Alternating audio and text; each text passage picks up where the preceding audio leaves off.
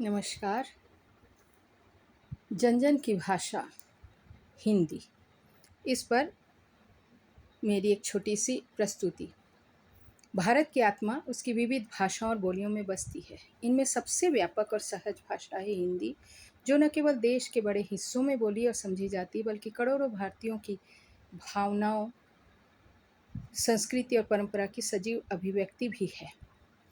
हिंदी वो भाषा है जिसमें माँ लोरी सुनाती है, बचपन के पहले शब्द निकलते हैं और जीवन के सबसे गहरे भाव सहजता से व्यक्त होते हैं। ये भाषा केवल संचार का साधन नहीं, बल्कि भारतीय संस्कृति की धड़कन है। भारत अनेक भाषाओं, धर्मों और संस्कृतियों का देश है। हिंदी इनके बीच एक सेतु का कार्य करती है, जो अलग अलग क्षेत्रों और समुदायों को जोड़ती है।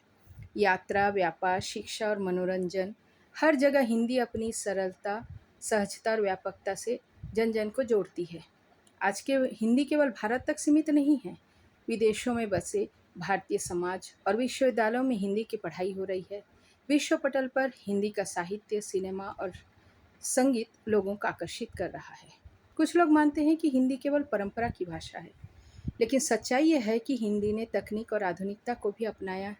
सोशल मीडिया, डिजिटल प्लेटफॉर्म, समाचार पोर्टल और शिक्षा के क्षेत्र में हिंदी का दायरा लगातार बढ़ते जा रहा है। हिंदी को जन जन की भाषा बनाए रखने की जिम्मेदारी केवल सरकार की नहीं, बल्कि हम सब की है। हमें चाहिए कि हम हिंदी बोलने, लिखने और पढ़ने पर गर्व महसूस करें और अगली पीढ़ी को भी इस भाषा का महत्व समझाएं। हिंदी केवल एक भाषा नहीं, बल्कि हमारी संस्कृति, परंपरा और एकता का प्रतीक है। यह जन जन की आत्मा से जुड़ी हुई भाषा है, जो हमें गर्व करने पर महसूस करती है। इसीलिए हम कहते हैं, हिंदी है हम, वतन है हिंदुस्तान हमारा। हिंदी केवल एक भाषा नहीं, बल्कि भारतीय संस्कृति, परंपरा और जनजीवन का प्राण तत्व है। इसका सफर सनातन काल से प्रारंभ होकर आज के आधुनिक वैश्विक युग तक निरंतर जारी है। आइए हम इस हिंदी की समृद्ध यात्रा पर एक दृष्टि डालें। सनातन काल और वैदिक युग की जड़ें, हिंदी की जड़ें वैदिक संस्कृत तक जाती हैं। ऋग्वेद, उपनिषद और महाकाव्यों में प्रयुक्त भाषा हिंदी की मूल धारा का आधार बनी। संस्कृत से प्राकृत, अपभ्रंश और फिर हिंदी का उद्भव हुआ। संस्कृत से निकली बोलियां जैसे शौरसेनी, मागधी, अर्धमागधी धीरे धीरे अपभ्रंश के रूप में ढलकर हिंदी की नींव बनी। मध्यकाल में हिंदी को कबीर के दोहे, तुलसीदास के रामचरित, सूरदास की भक्ति गीत और मीरा के प्रेम समर्पण की अमर गाथा ने जनता तक पहुंचाई, बल्कि जनता की भावना, संस्कृति और भक्ति की भाषा बन गई। आधुनिक युग में 18वीं और 19वीं शताब्दी में हिंदी साहित्य ने नवजागरण का स्वर पाया।